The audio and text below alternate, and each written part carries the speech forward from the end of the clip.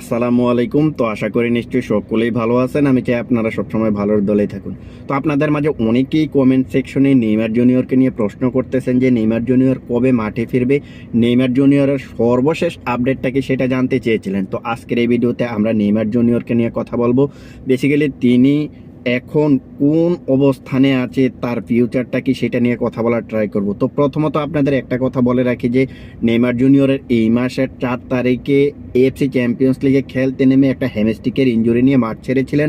আর ওই মাঠ ছাড়ার পরে তার যে মেডিকেল টেস্টের রিপোর্টটা এসেছে ওইখান থেকে বলা হয়েছে অন্তত 4 থেকে 6 সপ্তাহের জন্য তিনি মাঠের বাইরে থাকবেন। সো 4 থেকে 6 সপ্তাহ যদি হিসেব করেন, ধরে নিলাম 6 সপ্তাহ তিনি মাঠের বাইরে থাকবে, তাহলে 42 দিন, 6 7 42 দিন মাঠের বাইরে থাকবে।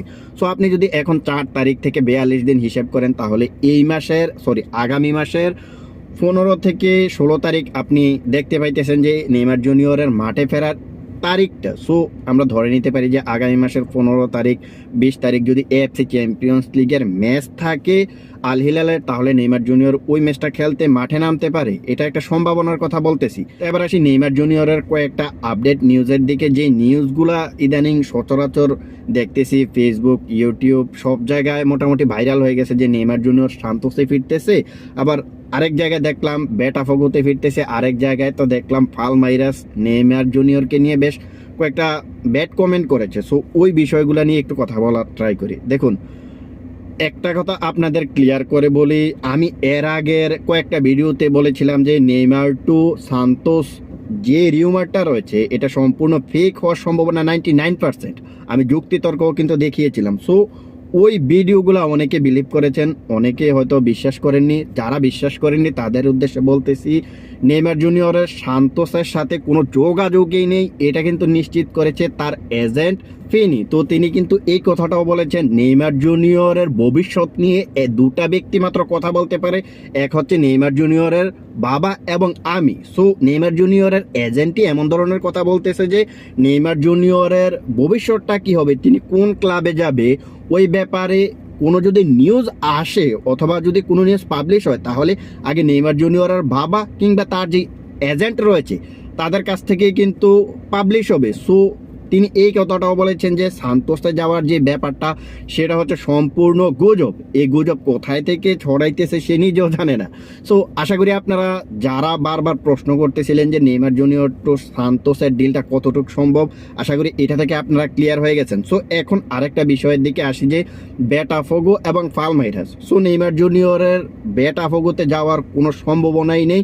বেটাফগোর যে প্রেসিডেন্ট তারা কিন্তু নিশ্চিত করেছে যে নেইমার জুনিয়রের সঙ্গে তাদের কোনো যোগাযোগ নেই। এবার আসি পালমাইরাসের দিকে। সো পালমাইরাসের যে প্রেসিডেন্ট রয়েছে, একজন মহিলা, কি জানি তার নাম, তিনি কিন্তু একটা কমেন্টস করেছেন যে এটা কোনো মেডিকেল হল নয় যে এইখানে আমরা প্লেয়ারদেরকে নিয়ে এসে ট্রিটমেন্ট দিব। এটা হচ্ছে আমাদের একটা ক্লাব, এখানে আমরা ওই সকল প্লেয়ারগুলোকেই অ্যাড করব যারা আজকে সাইন করলো কালকে থেকে খেলতে পারবে, এমন ধরনের প্লেয়ারদেরকে আমরা কিনে নিয়ে আসবো। নেইমার জুনিয়রকে নিয়ে এসে আমরা এখানে একটা মেডিকেল হল তৈরি করতে পারবো না। সো এমন ধরনের একটা কথাবার্তা বলেছেন।